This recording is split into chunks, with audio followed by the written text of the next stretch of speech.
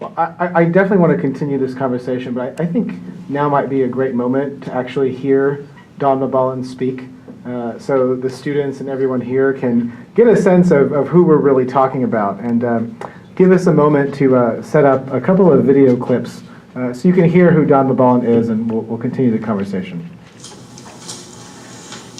Why did you pick this as your life work, or did it pick you? Like, how has this encompassed your life and is absolutely part of your very fiber? Like, how did that happen, and how did it pick you? Well, growing up in Stockton, in many ways, I didn't really understand the context of my life until I left and I went to UCLA and took Asian American Studies and Filipino American Studies classes. I'm third generation Filipina. My grandparents and parents worked in the fields. I'm the first generation to not work in the fields. But I didn't really understand how my grandparents, both sides, their immigration was part of a larger story of American empire in the Philippines, and that they had been a part of one of the greatest economic stories in the history of the world, which is California agriculture. I didn't realize any of that until I went to UCLA and took Filipino American Studies. And then when I got to those classes, though, I said, well, there's still a lot missing. Where's Stockton? Where's the story of my community, which was the largest community of Filipinos outside of the Philippines in most of the 20th century? What about community organizations? What about labor? And so I wrote Little Manilas of the Heart. That was my dissertation at Stanford. And I became involved with the Little Manila Foundation and with the Filipino American National Historical Society. So after I published the book and we have worked to try to preserve the Little Manila neighborhood, Larry Itliong kept popping up in all of my research. I learned about Larry Itliong when I was at UCLA and at Stanford, and the critical role that he had played in the Delano grape strike, and I learned that my father actually knew him and that he had been president of the Filipino community in Stockton. In fact, he lived just a few miles away from where my grandparents lived. Yet I knew nothing about him. It took me until I went to ethnic studies classes to learn about him, and that's a tragedy. Most Filipino American youth in Stockton today don't know who Larry Itliong is, and he's possibly one of the most pivotal figures in farm labor history, if not California and American labor history. So it became really my work to recover these stories of Filipino America. I've been so privileged to be able to go to Stanford and get my PhD there, and to become a professor at San Francisco State and work with thousands of students over the last 13 years I've been a professor.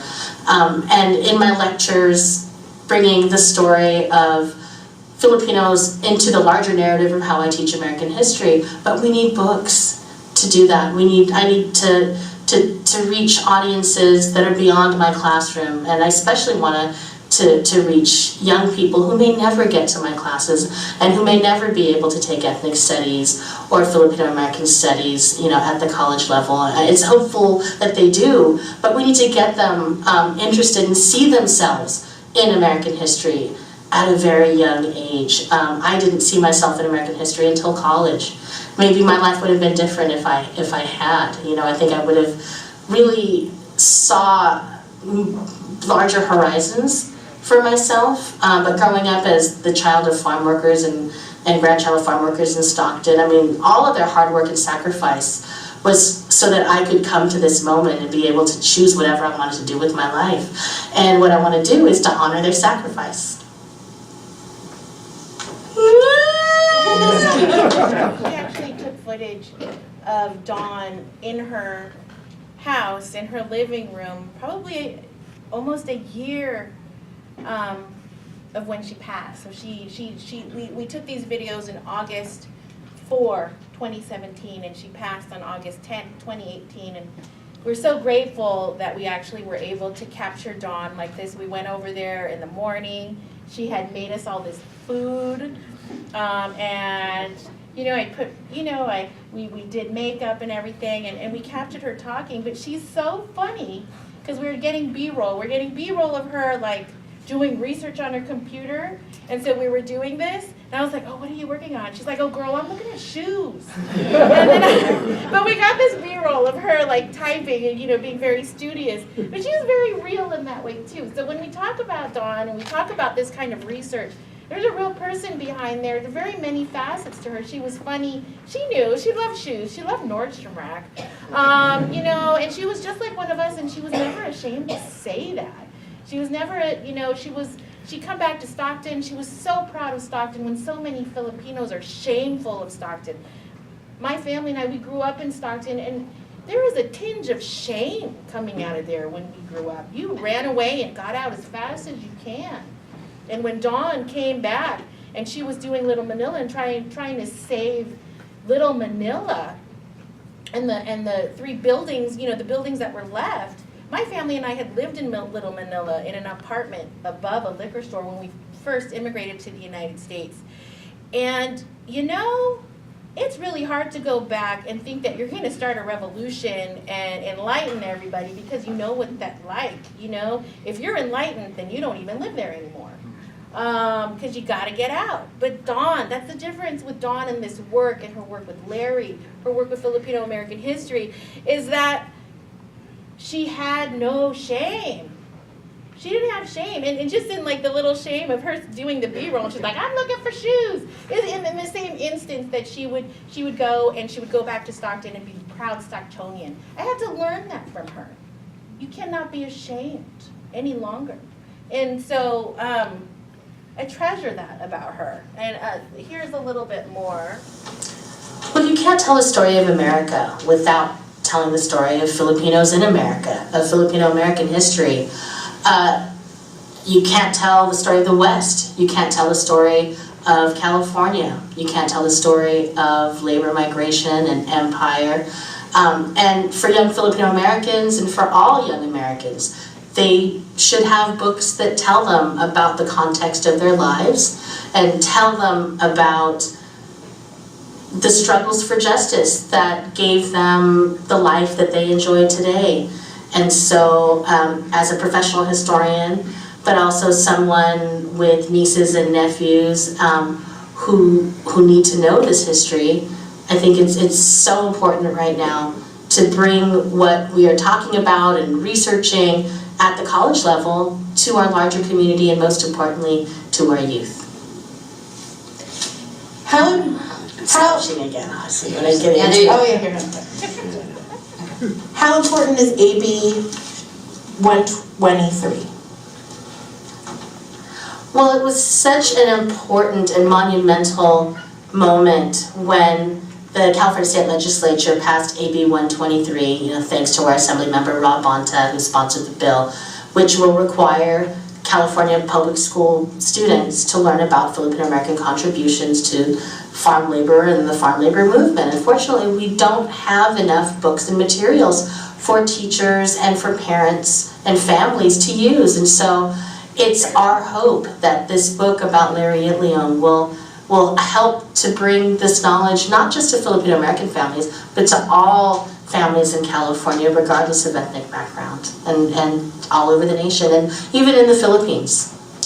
Out of all the historical leaders or leaders, why Larry Itliong is the first to be put in a children's book?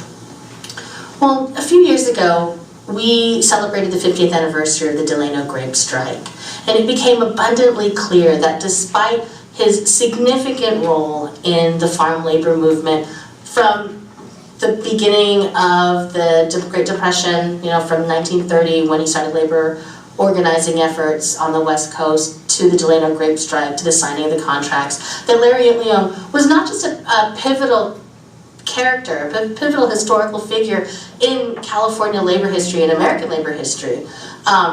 He was a hero for all farm workers and a hero in our Filipino American community, yet nothing had been published about him, almost nothing.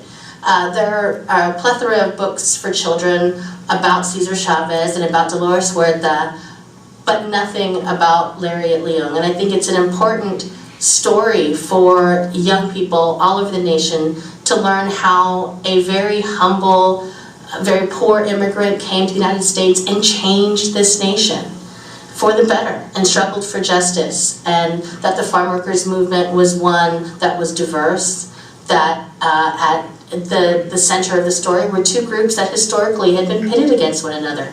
Yet to struggle for justice, they had to learn how to get along and stand in solidarity with one another and to struggle for justice together and win their goals that way. I think it's such an important part of the American story of labor. And so to highlight Larry Itliong, I think is so important as we continue to struggle for justice for immigrants, for farm workers and workers in general. And in this day and age, I can think of no better person to bring to the youth of California and this nation or community than Manu Larry Itliong. Is incredibly heartwarming, and I'm so glad that you took the time to do that and to preserve her legacy. I think this is a wonderful time to actually open up the discussion a little bit to folks in this room who want to ask questions or share comments and observations. And I'm going to play actually a little bit of Oprah here. So maybe what I can do is pass the mic here to Gail, and then can I have this one? And so anybody in the audience who would like to ask a question, just raise your hand and I will turn the mic over to you. And there's definitely people I can pick on. Who would like to ask a question of the panelists or conversation? Yes. And please say your name, introduce yourself. So my name is Loretta Herrera. You had stated that in Stockton that there was a bit of shame. Can you explain on that? Why was there shame in that community? Well, growing up, and I can say this about my experience and many other people, like sometimes I will work with people in the community in San Francisco and they've come from Stockton. They will never claim they're from Stockton.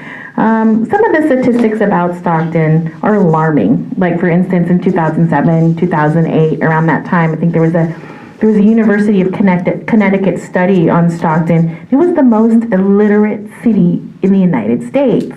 How does that even happen? But they had taken information from, newspaper circulations and, whatever was selling, and they had done all these statistics, and they did a report of the United States. And of course, the top most literate cities were Washington, D.C. and Seattle. And so when you're in a community like that, and whenever you can say like, oh, that's Stockton, oh man, that's ghetto, and you've got these two sides where people who live there just dump on Stockton. But it's really fascinating because Stockton at one point used to be one of the entertainment capitals of the United States at some time.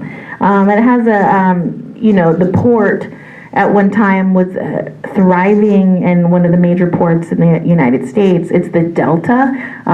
The Stockton and the San Joaquin County actually have the deepest water reserves in the whole country. And so if we ever go in a drought, you just drill in Stockton, you're gonna find water. You're gonna find a lot of it. It has the most deepest groundwater there in the country. So that's really fascinating, right? But there's still a lot of shame just because either the education and many people don't get there's the percentage of people who are getting education there is low or going to college.